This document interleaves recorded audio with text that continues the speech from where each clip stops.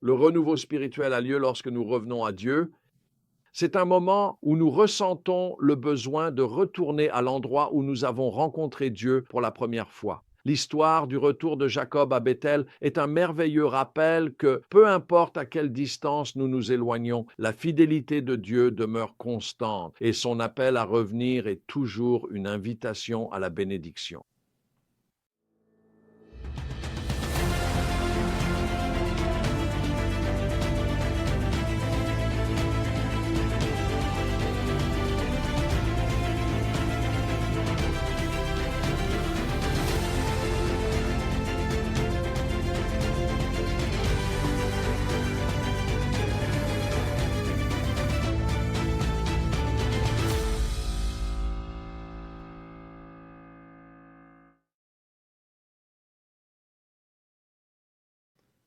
Dans notre dernier épisode, nous avons vu les conséquences du péché. La fille de Jacob, Dina, violée, ses fils réagissant par tromperie et violence.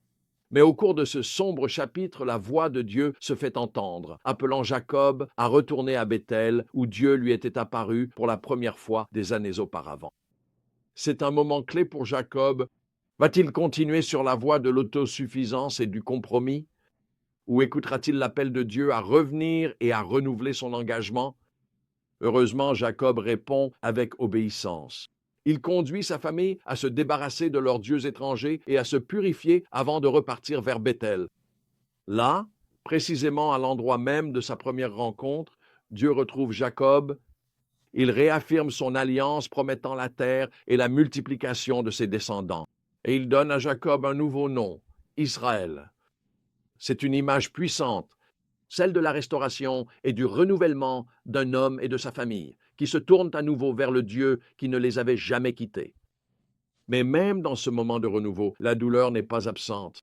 Peu de temps après avoir quitté Béthel, la femme bien-aimée de Jacob, Rachel, entre en travail difficile et meurt en donnant naissance à Benjamin. C'est un moment doux amer. La joie d'une nouvelle vie se mêle à la tristesse d'une perte dévastatrice.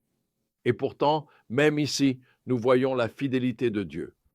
Benjamin, le fils de la vieillesse de Jacob, deviendra l'une des 12 tribus d'Israël, témoignage vivant de la promesse de Dieu de faire de Jacob une grande nation.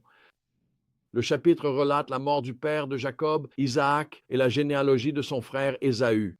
Cela montre que, même lorsque Dieu accomplit son dessein dans la vie de Jacob, il garde aussi à l'esprit l'histoire plus vaste, celle des nations et des générations. L'histoire de son plan qui se déploie pour bénir le monde entier à travers la descendance d'Abraham. Le parcours de Jacob nous parle à de nombreux niveaux. Comme Jacob, nous sommes nous aussi enclins à l'égarement, oubliant la fidélité du Dieu qui nous a appelés. Nous nous laissons entraîner par les priorités et poursuites du monde autour de nous. Et avant même de nous en rendre compte, nous nous retrouvons loin de l'endroit où nous avons aimé Dieu pour la première fois. Mais la bonne nouvelle, c'est que, peu importe jusqu'où nous nous éloignons, l'invitation de Dieu est toujours là pour que nous revenions à lui. Il nous appelle à retourner à notre Béthel, à revenir à l'endroit où nous avons fait l'expérience de sa présence et de sa promesse. Il est fidèle pour nous y rencontrer lorsque nous répondons avec repentance, réengagement et amour. Il nous rappelle notre identité en lui. Comme mentionné précédemment, l'histoire des croyants roumains qui ont connu un puissant réveil à l'époque du communisme et de la persécution.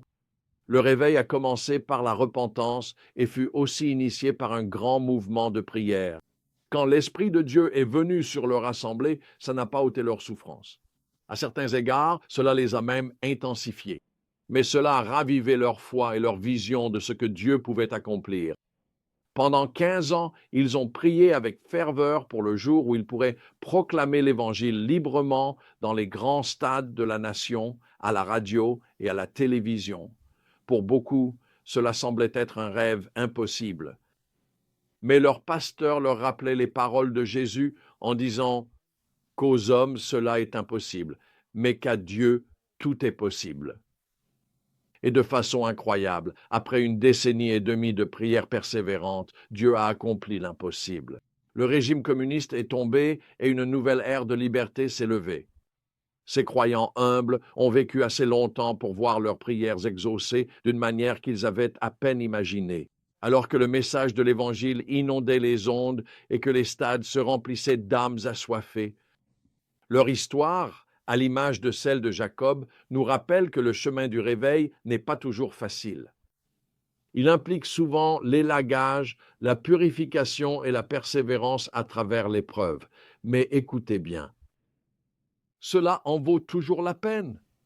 Lorsque nous revenons à notre Béthel et que nous misons notre vie sur la fidélité de Dieu, alors nous nous plaçons pour expérimenter sa puissance et sa promesse d'une manière sans précédent. Où en êtes-vous aujourd'hui? Avez-vous dérivé loin du lieu de votre premier amour pour Dieu? Les préoccupations de cette vie ont-elles diminué votre passion pour sa présence? Voici l'invitation à revenir. Faites le chemin de retour vers Béthel, vers l'autel de l'abandon et le lieu de sa promesse.